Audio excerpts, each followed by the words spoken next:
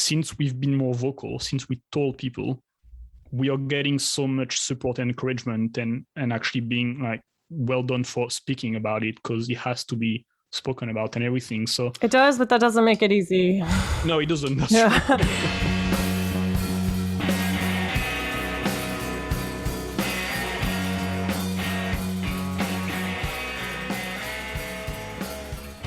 Hello, friends, and welcome back to another episode of Pickles and Vodka, the mental health podcast where imperfect people have imperfect conversations.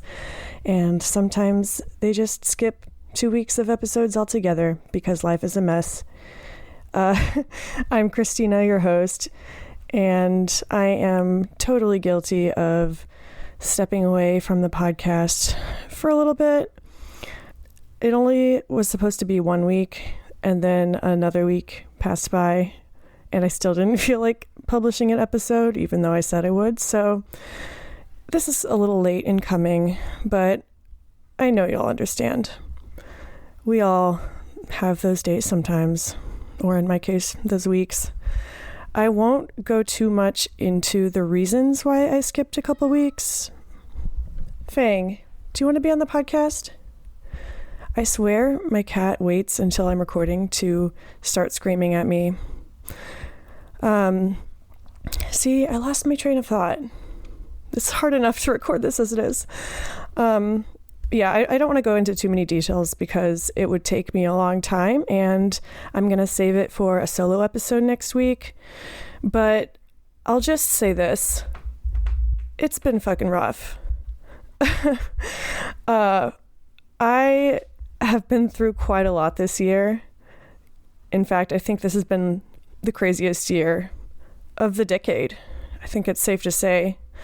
And while I'm doing okay, it's just really been getting to me. I'm starting to feel extremely tired and over this shit.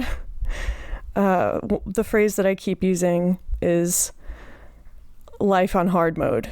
Like, I'm tired of playing life on hard mode. I just want a little break. Is that too much to ask? Apparently.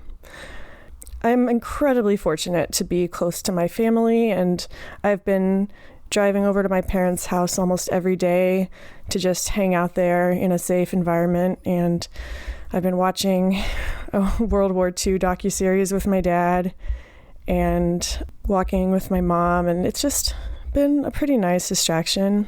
But with that said, I did miss the podcast, and I always feel guilty when I have to step away for a little bit, even though I never doubt that y'all understand.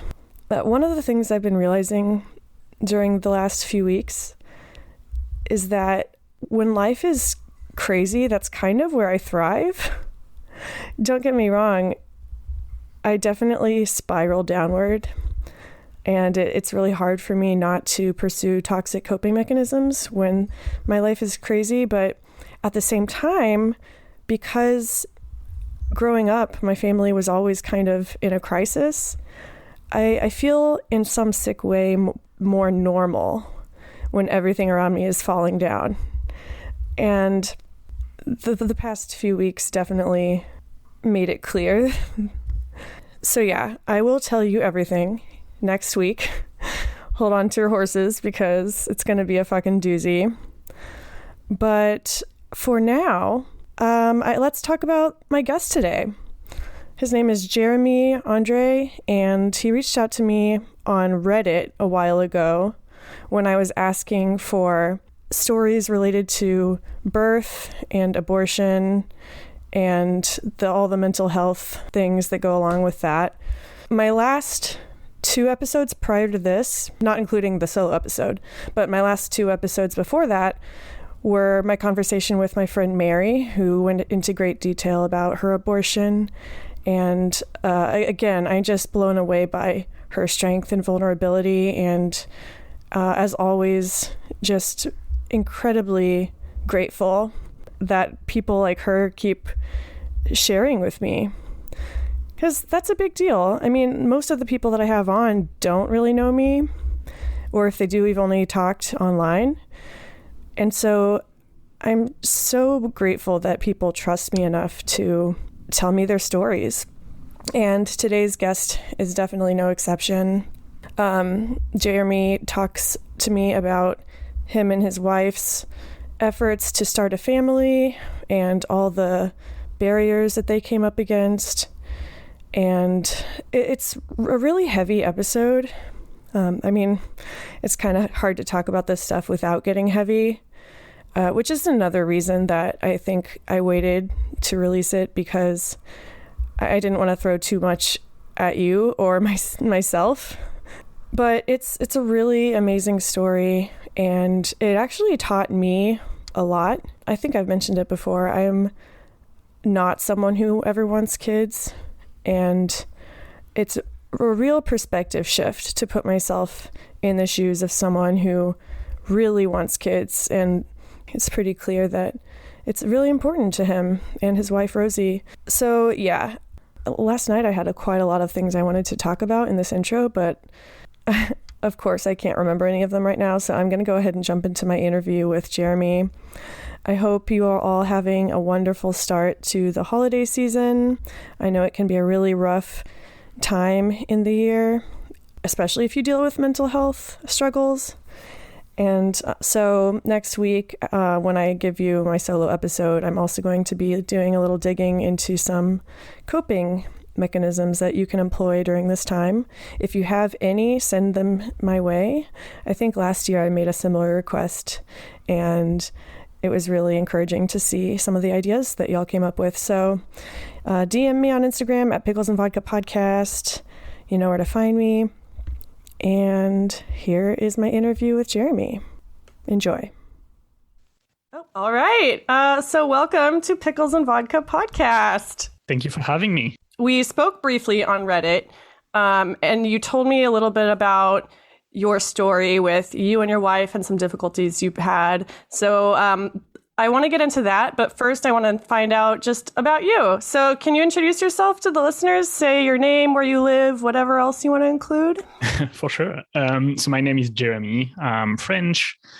I currently live kind of nowhere. Oh. It's kind of interesting.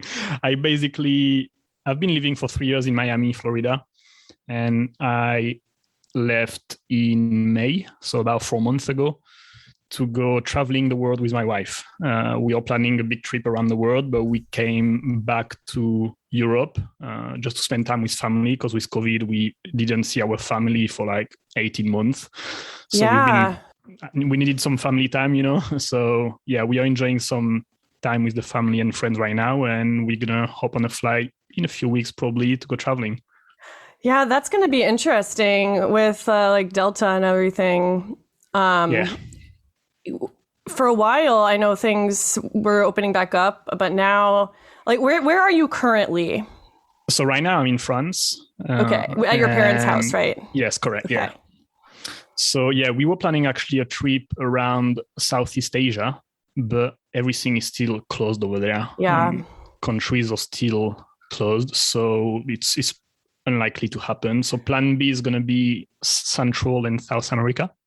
All right. Which is more open. So yeah, we need to get into the planning actually, because we literally didn't plan anything yet. Sometimes the best things happen when you're not planning it, Yeah. Where is your wife from? UK. And we met in Australia to make it easy. That's right. I'm super curious about how you met. But first, I want to continue to ask you about yourself and specifically your history with mental health. Usually I ask people, was mental health talked about in their family growing up? And like, what's your relationship to it? I mean, it's kind of funny that you're in your parents' house right now and I'm asking you this. No, yeah. And I mean, it is a really current question. So it's actually interesting. No, so I'm an only child, and I grew up with two parents that didn't express any emotions at all. Never been told I love you by my parents. It's just not a thing. We show love, but we don't say it. Like, we all love each other, but we don't say it. And for years, I'm 33 right now, and for 31 years, it's been like that, literally. Wow. And it was really interesting, because obviously I grew up with the sense of emotion equal weakness, like crying in front of people, just expressing whatever you feel is a sign of weakness, and this is just not something you do, right? So you're okay every time, and that's it. I mean, especially as a man, it doesn't make it easy to express emotions anyways, but it sounds like that was kind of the culture of your house. Yeah, and it was the same both for my mom and dad, like same story. It's not even one more than the other one or anything like that. It's not like my dad is the manly one and my mom is emotional, whatever. No, they're both the same. So it didn't Interesting. really help. And actually, like meeting my wife was really helpful for that, because she grew up in a totally different environment where she says I love you to everyone. And it was such a shocker for me at the beginning. It's like, you really love a lot of people. That's strange. You're like, I'm uncomfortable. Like when I say I love you, I really mean it, because I don't say it often, And it was really confusing at the time. And it took me, like I said, 31 years. And in Miami 2 years ago, I did personal development training that a friend suggested. And that was a transformation for me. What kind of training was it? It was called gratitude training. Gratitude training. Can you talk about that a little bit? Yeah, sure. It was amazing, actually. So it's called gratitude training, but it's not just about gratitude. It's really like something like a self-development training where you can find whatever you want there. And I went there with no expectation. I went there honestly because the first weekend was free. Someone gifted me like the thing. So yeah, you can go for free. I was like, okay, I'm just going because I don't have anything else to do. It's going to be interesting. Yeah, why not? And it's one of those places where you say like, it's not going to work on me. And after a few hours, it's like, oh my God. You're just crying and shriveled up in a ball. Yeah, that was me. And I was like, God damn it, how did it do that?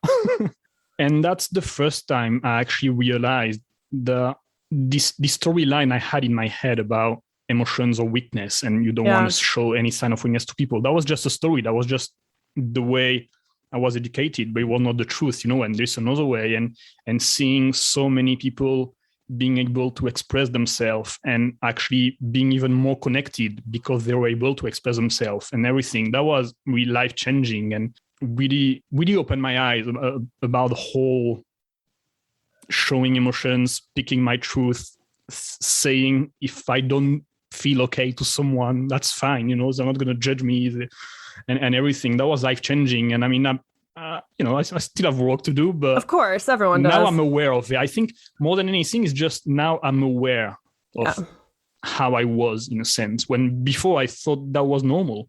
That was just how I was supposed to be, and that was it. The fact that I've seen another way, I can explore this road, I'm just trying to imagine, because I'm the oldest of 7 kids and my family is very vocal about everything. Not just they all love you and everything, but every kind of emotion, almost too much so. But the point is, I never felt like I couldn't express myself emotionally. So I'm trying to imagine what it would be like for you all those years, because, you didn't really start to explore this side of yourself till you were 31. That's a long time. It is. What I came to realize is I was missing real connections and real friendships with people.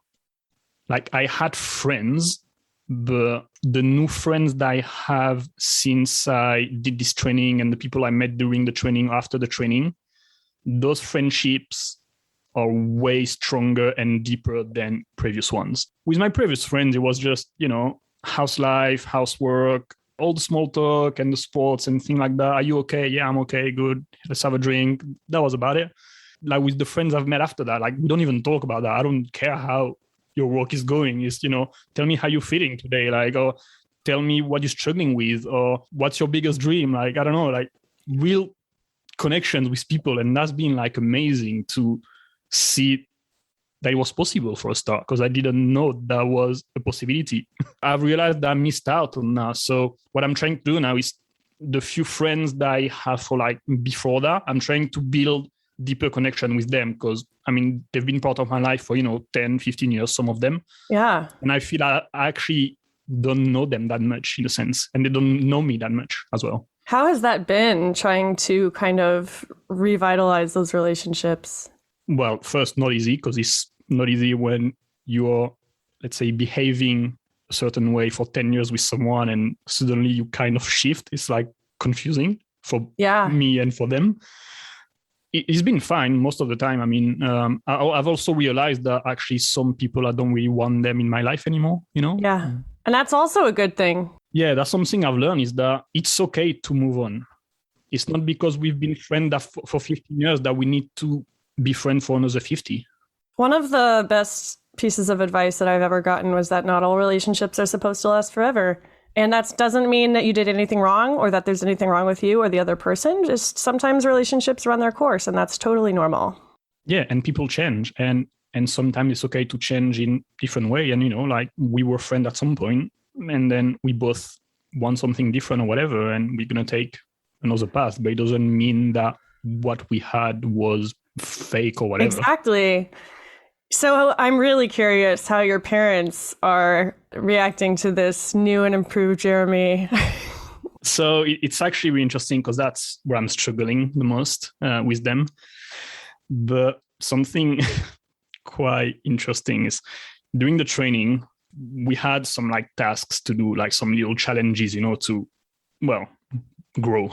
Yeah. And one of them at some point during the training was, I need to say I love you to my parents, something I've never told them before. Like, even when I got married and everything, it never came out of my mouth. Oh my God. And I was like, so I was in Miami, they were in France. So I had to do it like over the phone because, yeah, I just couldn't come back and everything. Yeah. But I was making all the excuses I could not to do it. Honestly, I was like, yeah, I'm going to call them on Monday. And on Monday, I don't know, I came up with a really good bullshit story so I could call them the day after. And at some point, my wife was like, just call them. She was like kicking my ass, saying like, just damn call them. And I was honestly terrified of the reaction, which is silly when I think about it. Like, what was they going to say? Oh, you're not my son anymore because you tell me I love you. You know, like when you think about it, it's obvious nothing bad was going to happen, right? That doesn't make it any less scary. But I was terrified. I can tell you, I swear. So I FaceTime them. We have some small talk and everything. And I'm like, I've got to tell you something. Oh my God. My wife was next to me, like holding my hand. I was like sweaty. And yeah, I said something along the line of, you've been there my entire life. You know, if I am in Miami today with my wife and everything, and if I have the life I have right now, it's thanks to you because you gave me everything and stuff. And I really want to say that I love you guys. I said that in French. And my dad was like, oh, all that for that? It's just what you... Okay, thanks, Dad. They didn't say it back, though, which was interesting. Well, you can't expect it. They'll get there. No. You know. Yeah, maybe. I didn't care. I didn't expect it. Yeah. It was such a relief, though. I can tell you that. I felt so much lighter after. And now it's still not easy, but I put it here and there when I have the strength to do it. Yeah. I mean, if there's anything the last, year and a half has taught us, it's that you need to say I love you while you can, because you don't know how long we're going to be around. You know, anything can happen, as we've seen. And I mean, my parents are older and they're, late 60s, 70s. And so I tell them I love them all the time, maybe more than I did before, because you really don't know how much time you have with someone. And I mean, I can tell you even more is that actually my mom tried to commit suicide a few months ago. That's one of the reasons I had to come back, and she's okay, luckily. But obviously when I had the news, that came through my mind. I was like, damn, I'm glad I told her, because you never know. You have no clue what's going to happen. This is your interview. I don't want to pry too much into your family affairs, but did any of you see it coming? No, not at all. Wow. I can't even imagine. I was away also. So, I was having one phone call a week with them for the past 2 years because of COVID and everything. So It was even harder for me. But no, honestly, no clue. Even my dad, that's here 24/7. No one. And have they talked about it since then, or? Yeah, it took a while. But I came back. I've been here since that happened, and not easy. I know now it's important to talk about it. So it was interesting to find the right balance. I think now I have tools to deal with it more than I had, 10 years ago or whatever. But it's still not easy, especially when it's, people that you love like that. It's so, so hard. And I can't even imagine your parent. Oh, I'm sorry. And I'm glad she's okay. And I'm glad that you all Same. seem to be embarking on this emotional journey together, which I think is really interesting. It's a hell of a roller coaster for sure. So I'm not really familiar with France. I'm wondering what the culture is there in terms of mental health. Like, is it pretty typical for people to be kind of tight-lipped about that stuff? Where I come from in the south of France, because a lot of people here come or immigrant from like Spain or Portugal, stuff like that. And it's something that I've seen in many Latin culture, like men or men. So Yeah. they don't cry and everything. Is this culture that is there in all those Latin country. And I can clearly see my dad is Portuguese and all my grandparents were either Portuguese or Spanish. So that's for sure something you can see in the region. I mean, I think honestly, mental health is still a taboo in the world. You generally don't speak much about how you feel. And now something interesting that I just actually thought is in France, we're pretty lucky that healthcare is free, like pretty much 100% free. Like we have a really good healthcare system. Right. But actually, if you want to go see a psychologist, you have to pay for it. This is one of the only thing that's not reimbursed. Talk about stigma.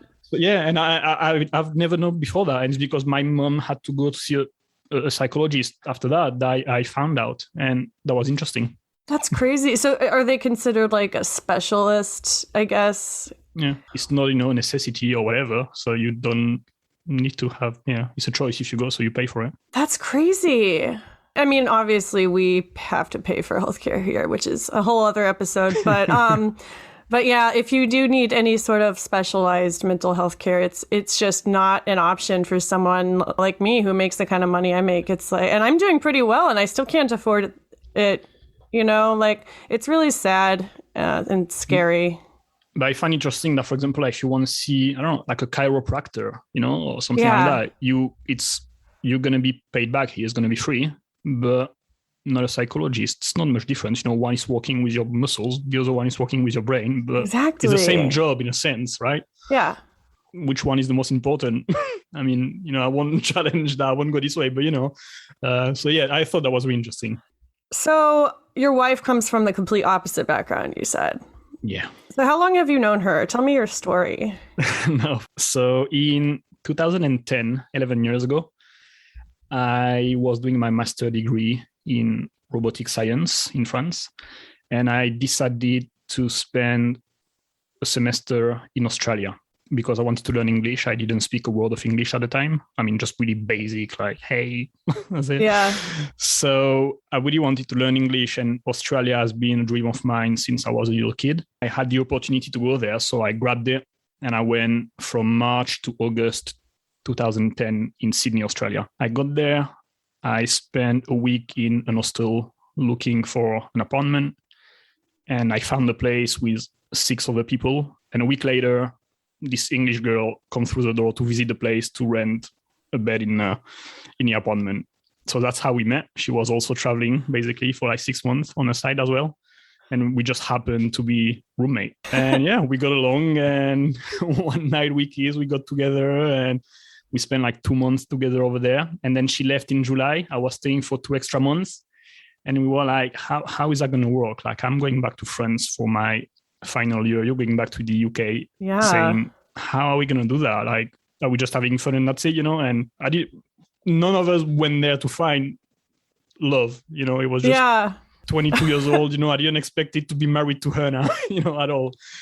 But we loved each other and we were like, let's try to make it work. So we came back. I was going to England every other weekend. She was coming to France every other weekend. So we were like seeing each other here and there for 6 months. And then I went to the UK for my final semester. And then we moved to Paris for 1 year. I got my first job over there. And she came, she learned French, which was helpful because my parents don't speak a word of English. So just casually learns French. I mean, she hates it. Yeah. It's really hard to learn, I've got to confess. I took 5 years of French and I barely know anything. Yeah, it's one of the hardest language to learn, I think, apart from like maybe Russian and Chinese and stuff like that. But it's extremely hard for sure. I agree on that. So yeah, 1 year in Paris, and then we spent 6 years in the south of France, where we bought a place. We got married 6 years ago, and then the last 3 years in Miami. Why Miami? I had a job opportunity over there. I was working for a French company in the south of France, and after 3 years, they had a plan to open an office in Miami, and they basically asked me if I wanted to go with them over there to open the thing. I was like, I'm coming right now. Here we are. There's worse places to be offered a job, you know. When they told me, like, I was packing my bag already, I was like, I'm coming. When am I leaving? When actually my wife didn't want to go. Oh my! Wait, she didn't want to go? Not that she didn't want to go, but in Europe in general, the image that we have on TV about the US is not a great one. You know? I can imagine, yeah. All we hear about is when you look at Miami on TV is just spring break and those kind of stuff. So it's not the best ads, you know. Yeah. I mean, they're not too far off, but... No, but there's more to that. There's more than that. And so, yeah, like we just didn't know. Like, we've never been to Miami before and everything. So she was more a bit like, I like to go first for a week and see how it is, and then we decide. So, yeah, we went for a week in August 2017. And after 2 days, she was like, okay, we're moving. I'm good. Sold. So you both are travelers. You like to travel. Yeah. That's your thing. So over the years, living in all these different places, have you ever felt like settling down in one place, or are you both happy with moving around all the time? Well, that's going to bring everything together. When we moved from Paris to the south of France 9 years ago, we rented a place for 3 years. I had a good job. She had a good job. We were happy over there. We had friends and everything. We liked it there. Life was good, you know. So we thought, okay, let's buy something. We're gonna be there for a while. There's no point to rent and everything. So we bought a place in 2014, and then in 2015 we got married. So, you know, we all checking all the boxes. Yeah. And in 2016 we went for our honeymoon, and we thought, right, we both felt ready to have kids. So yeah, we started to try to have kids in 2016. And yeah, I mean, that was the plan was really to stay in this region over there and in Provence. And we thought that was going to be our life for, I don't know, our entire life, but, you know, for the foreseeable future. Yeah. Yeah, for sure. So we thought we were going to settle down over there for sure. Things didn't go as planned. So in 2016, at the end of summer, my wife, Rosie, was pregnant and she had a miscarriage. We found out she was pregnant on a Friday night, and on a Monday she miscarried. So that was oh wow. It was the first one, you know. So you always think these things only happen to other people. It's not going to happen to you. We were so excited. We found out, we did the test on a Friday. The Saturday we went shopping. Like, we bought like a little thing and we started to look at name, you know, like, you get excited. It's normal. Yeah, it's your first one. Yeah. So obviously, like, that was really a pretty bad experience, especially for her, I've got to say, more than me, because things always happen at the worst time. And actually, when she had the miscarriage, I was away for work. I called my uncle and my auntie. She went to see her because I was really far away. Also, I could not even take a plane and come back in 2 hours, whatever. I had no way to be back. Yeah, so it was really, really hard for her. And I think also it was harder for her because she felt pregnant. She was physically pregnant, when for me, you know, it was not real yet for me, to be honest. So that was really tough for her. So that was at the end of August 2016. And a few months later, we tried again by November 2016. And she got pregnant pretty quickly after that. So this time, no excitement when we read pregnant on the test. We were really cautious about, like, we're not telling anyone. We are not getting excited yet. We're going to wait for the first scan to turn on the excitement. So the 12 first weeks went really well. Went for the scan, healthy baby, blah, blah, blah. Okay, let's be happy. Let's call mom and dad and everyone. Hey, we're pregnant. We get excited. We look for names. We all over again. All the things. Yeah. And everything was going well. We could see the bump come in and all great until we had the second scan. So in France, you have the second scan at about 22 weeks. Okay. So we went for the scan.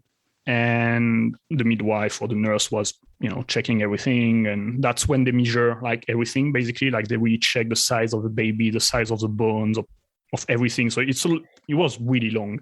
Yeah. And she told us like at the beginning, like, this is what I need to focus on. So just let me do my thing and then we talk, so it's okay. So, you see a blurry screen, so you have no clue what you're looking at. So you just wait, basically. And at the end, she said, so I've got bad news. Oh, fuck. Okay. What's going on now? And she basically told us that she didn't know exactly what it was yet, but she said there is a heart problem and some bones are really too short. I don't know what it is. We need to investigate more, but there's something not right with the pregnancy. So we were like devastated. Like, I can't even tell you how we felt. Like the drive back from the clinic was the longest 10 minutes. Like, it was just horrible. Yeah. So we called family and I told my managers I was not going to come to the office, obviously. Yeah. And we spent like the next few days having extra tests, scans, and we went to see like a heart doctor, like specialized in heart for babies and everything. And after about 2 weeks, we basically found out that my wife and I, Rosie and I, we are both carrying a gene, a really weird thing that when it gets mixed up, it's creating this very rare genetic disorder. Oh, wow. It's called Ellis Van Creveld syndrome. There are only a few hundred cases in the world. What? We have more chance to win the lottery than to have that. It's the most random thing you can think of. I remember like some stats because I was so blown away. When you're pregnant and you do a test for Down syndrome, yeah, they tell you one chance out of like 7,000, you're not going to get it. It's fine. The chance to have this disease, one out of like 500,000, something like that. It's just no way. What? And yeah, we happen to both carry this thing that if you get mixed up is creating this disease. Is that like a recessive gene? It's been a year since I took biology, but it's when like by yourself, it doesn't really do anything. But then when you combine it with someone else who has it, so basically you have a 25% chance to happen. Now, if the baby get the gene from me, but not from her, it's going to be okay. Right. From her, but not from me, no. But if we both give it to the baby, it's going to be, the disorder is happening. Devastating. Doesn't even begin to describe. No, the main thing was why us? Why is it happening to us? Honestly, like we wanted this baby so bad, and he was a little boy. Oh. And we wanted him so badly. And to be honest, like the way we're thinking is also, you see so many people, for example, who don't want a kid. And then they're pregnant, or you see so many people that have kids and honestly, like maybe they shouldn't and everything. And you have here like a couple that want one and it's just, and that was really, really hard, to digest. Yeah. So the baby was alive and stuff, but he had a heart disease. Like the heart is supposed to have like a wall in the middle. You have like two sections, like two hemispheres in the heart. And he had just one hole. It was not closed in there. So we had a choice basically to either carry on with the pregnancy. And the doctor told us, like, you're going to spend 2 years in the hospital and the baby is going to have 10 or 15 surgery to fix everything that has to be fixed. The chances of survival at birth were less than 50%. Wow. And even if he was alive after birth, we would have to go through, like I said, like more than 10 surgeries to fix the heart, to fix the bones, to fix some teeth, to fix the rib cage was really small. So the lungs were really small. So he would have like respiration issues and everything. It was just like the list was honestly like endless. So we were asked if we wanted to carry on with a pregnancy or to have an abortion. In France, when you have like medical issues like that, this is something that's possible even when it's quite late. So by the time she was 24, 25 weeks pregnant. So the baby was a pretty decent size, already. Like it's not a small thing anymore. Yeah. So it took a while. It took a lot of discussions and everything, but eventually we both agreed that that was what we wanted to do. I was going to say the right thing to do, but I don't know if it's right or wrong. It's just what we both wanted. I'm glad you said that because I think issues like abortion get heavily branded, right or wrong. I mean, I don't need to tell you the news lately in America. It's a hot topic right now. But yeah, like it's not right or wrong. It's just a decision you made. Yeah, ultimately, I don't know if it's right or wrong. We'll never know anyway. Exactly. I think I decided a bit quicker that I think that's what I wanted personally. And she wanted also to have an abortion. She also decided that, but something she said that in a sense she didn't want to because she loved being pregnant. She loved to feel him kicking inside and everything. So she wanted to keep going with the pregnancy just to have this feeling about it. And that was so hard, honestly, to... I just can't even imagine like actually carrying it and then knowing that you had to get rid of it, but like it's not that simple. You're attached to it. The other thing is also like, what would we rather do? Stop now, or maybe go through the entire pregnancy and like I said, the chances of survival were really low anyway. So it was like, what would be worse, to stop now or to give birth to a dead baby, at term, or to have him dying in 2 months after all the surgery? Also, do we want to go through 2 or 3 years of surgery with a baby? When your sister, when a friend is getting, surgery because they broke, I don't know, a finger, whatever, it's stressful, right? Imagine when it's your little baby and that's going to be 2 years. I don't know how we would have been dealing with it, that's the truth. It is not something I wish to anyone, honestly, to have to make this decision. It's really not easy. And luckily, like, our families and friends were really supportive, and everyone really understood what we were going through, and they were all supportive about the decision that we took and everything, which obviously was really helpful. And also we were lucky to be in France with a really good healthcare system. We didn't pay anything. We had a really, really good care for everything, and amazing doctors and nurses that took care of her and me the whole time. And that was really amazing for that, because they made it easier, obviously. I can imagine that it affected both of you a lot, obviously, but for her, like, how was her mental health after that? So we had 2 different experiences, really. She was physically and emotionally not in a good shape because she had to give birth, like, really. Oh, wow. So even physically, like, she was in pain and she had all the consequences of her birth, but we didn't have the baby to go back home. So that was really, really hard for her, like, on all those levels. And she went through some really, really tough months. So that was in May 2017, on May 3rd. And for 6 months, like until October, she barely left the house. She was really in a dark place. Understandably.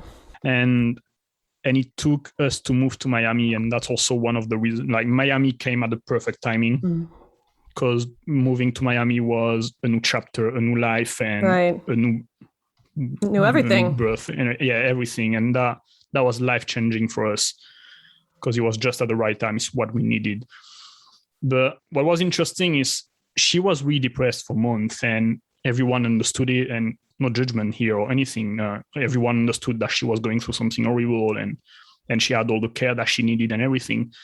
It was hard for me because everyone was more worried about her than me. Right. And I struggled because also we were in France, so I had to take care of all the paperwork, and we do like paperwork in France. Like, just after the birth, like, I had to go to the town hall, to the city hall, to declare the birth and the death. And I can tell you that's fucking awkward, because no one tells you about that kind of thing. Right. You go to see the lady and you say, yes, so I'm here to declare a birth. So she, oh, congrats. No, but also death. That's heavy. No one's ready for it. No one could prepare you for that. So you don't want to prepare for that sort of thing, first of all. Oh my God. As soon as we found out about the disease, she went to see a doctor, and she was off for whatever. Like, she was on sick leave for an unlimited amount of time until everything is solved. They only gave me a week. Are you serious? I was like, it's happening to both of us, like, yeah, she's carrying it, but it's the same here. So I went to see my doctor and I was like, I honestly don't care what you write on a paper, but I'm not going back. Like, I can't work. And luckily, I had amazing boss, and honestly, they didn't care. They were super understanding. So it was all fine, but plenty of little things like that That's insane. You could really see the difference between the treatment of the mother and the father. And I get it, but when everyone calls up, like, oh, how's Rosie? That's the first question. How's Rosie? People didn't really ask me how I was, This happened before your gratitude class, right? So you weren't even really talking about your feelings anyway. And then all of a sudden you're experiencing all this trauma and you don't really, I can imagine you didn't know how to talk about it. No, and I didn't feel I had anyone to talk about it. I didn't want to talk to Rosie about it because she was such in a dark place that I didn't want to add anything on top of that also. So I was trying to protect her. I was, trying to be strong and all those things that I've been told I should be doing. It sounds very lonely. It was hard.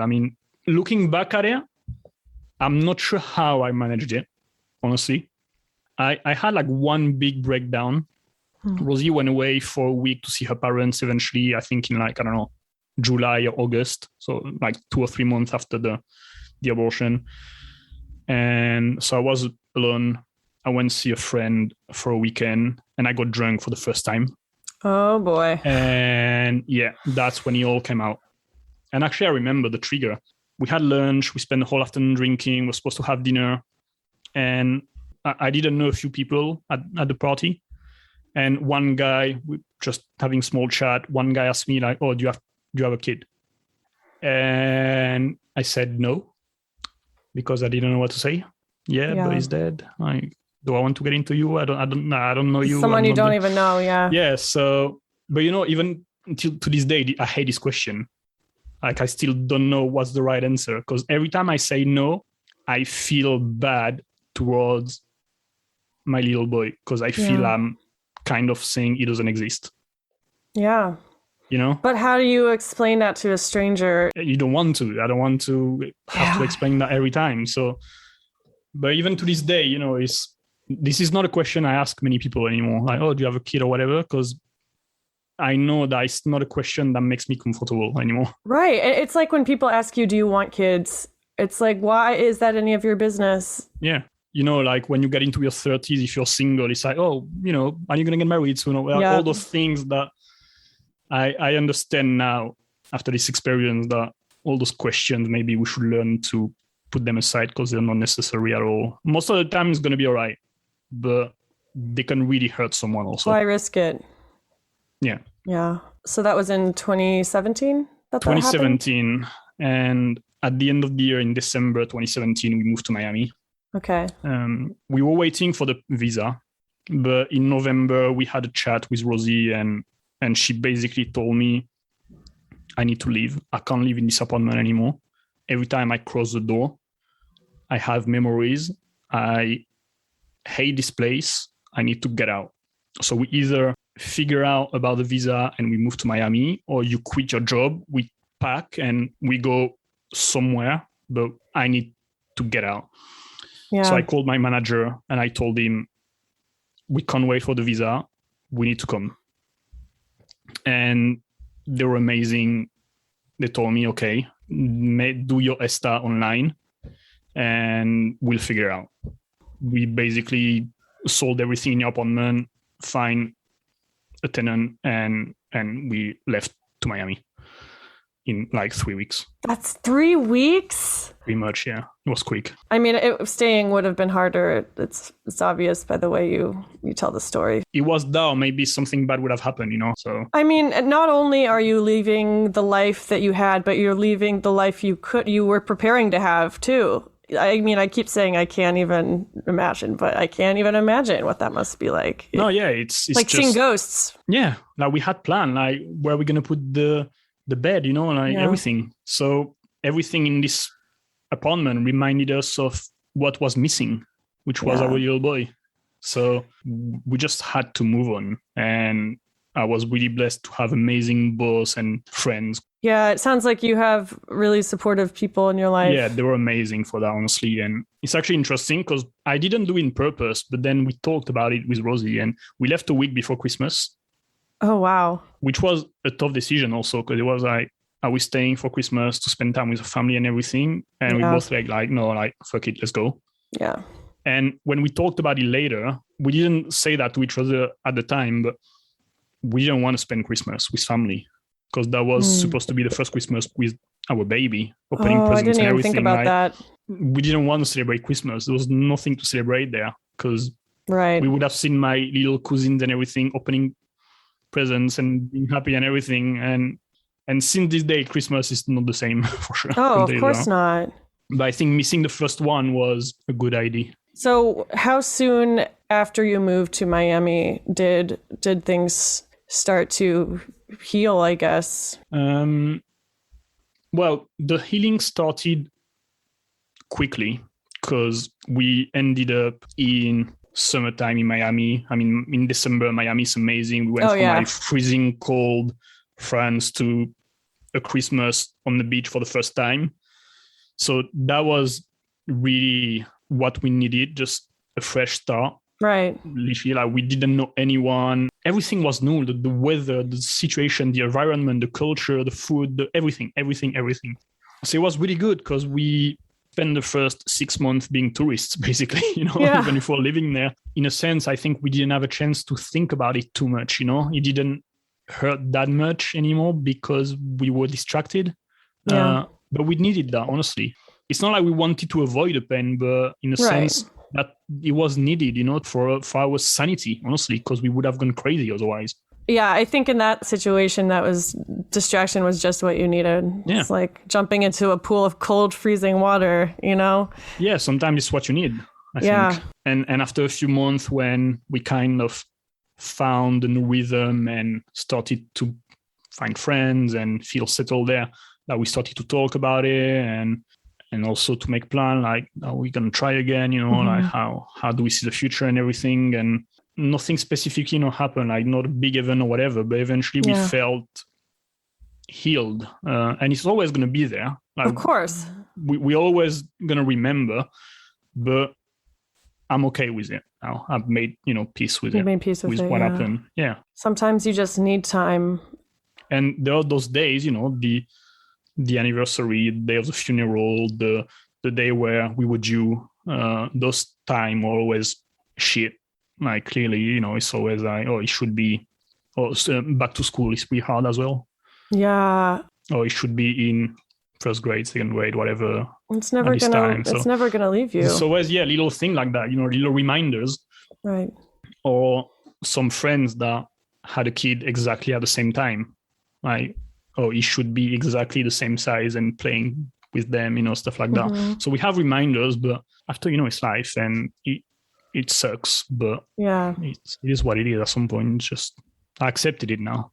Right. How does she feel about having a kid eventually, I would be nervous about it after that. So we actually tried again twice. So in 2018, nothing happened.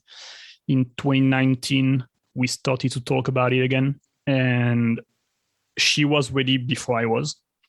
I wasn't ready, personally, for many reasons. Like I was enjoying our life in Miami and just I wasn't ready at all. I didn't feel it. It didn't feel right. Eventually, we decided to try again at the end of 2019. And she got pregnant, I think it was in October or November time. We didn't know anything about the healthcare system in America. I was going to ask you about that. The price, the culture, and also because we have these things, so we need to be followed. Like we need to make sure that we don't have the disease showing up again. So we need way more tests than everything. So we went to see some doctors to explain the situation, what should we do, and stuff like that. So before we actually started, we saw a lot of people to really just understand if it was possible and see to have a kid over there in such a different environment. And eventually we thought it was okay. So we felt safe to do it. And we went for a week in Cuba for my birthday. and she had another miscarriage in Cuba. This is going to sound stupid what I'm going to say, but Cuba is not a good place to have a miscarriage. Out of all the places you want to have a miscarriage, Cuba is not, because finding the necessities that you need when you have a miscarriage, damn hard. It's scary. Finding pads for a woman, okay, when you have your period coming and everything. Yeah. We spent 3 hours in Havana, the capital, trying to find a shop that was selling some. What did they do? Tampons? Not even nice, just so hard to find. It's so expensive for them, and it's just a bunch of shops that sell them. Honestly, like, it's like finding those basic stuff. We literally spent like 2 hours walking around. Oh, that sounds like a nightmare. It was a nightmare by itself, but being over there was even worse, honestly. Like rubbing salt in your wounds. It was so bad. And that was so hard as well. It was literally on the second day, I think, of our 10 days vacation. And it's like, what do we do? Right now, we just want to cry. We just want to punch the wall. We just want to be upset. We just want to be annoyed. So we did spend the whole afternoon crying and screaming and being upset.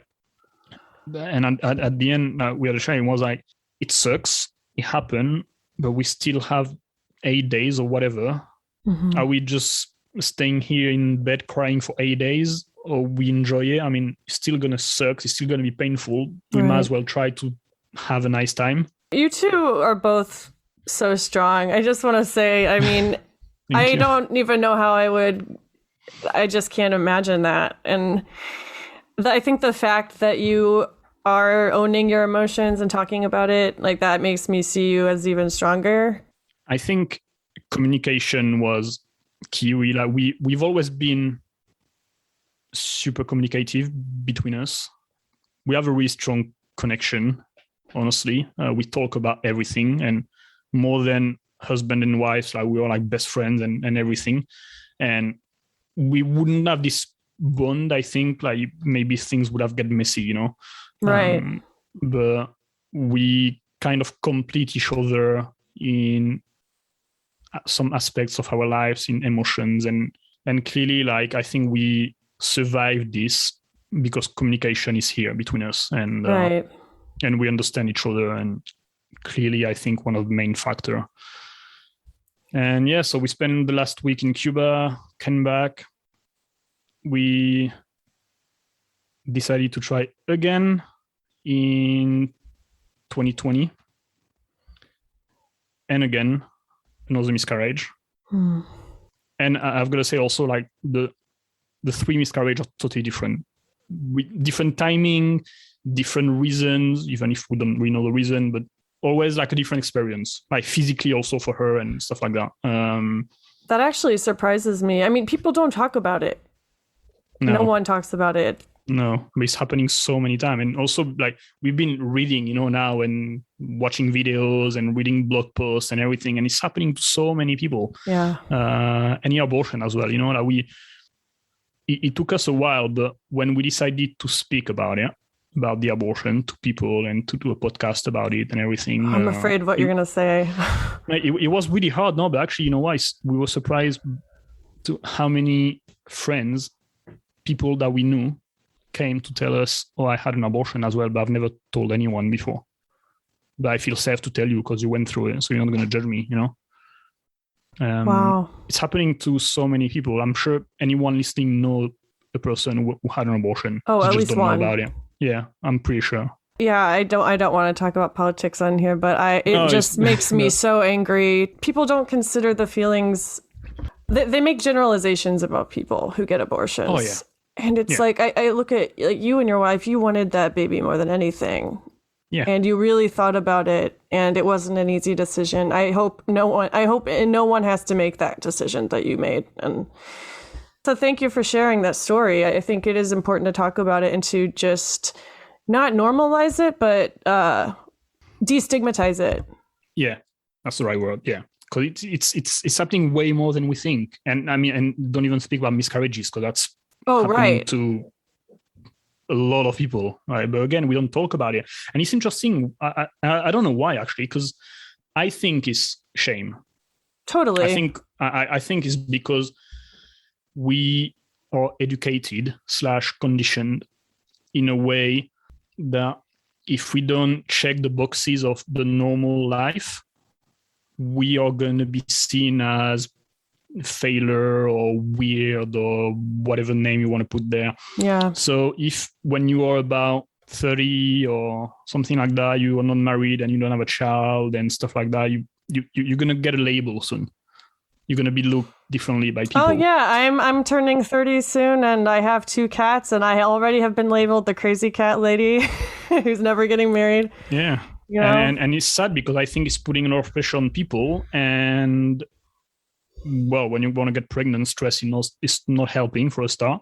Yeah, and people don't talk about it because a lot of people think they're going to be judged because they can't have a child, or because they, something is wrong with them, whatever story comes up. But I think it's just because of the way society is educating us and stuff like that.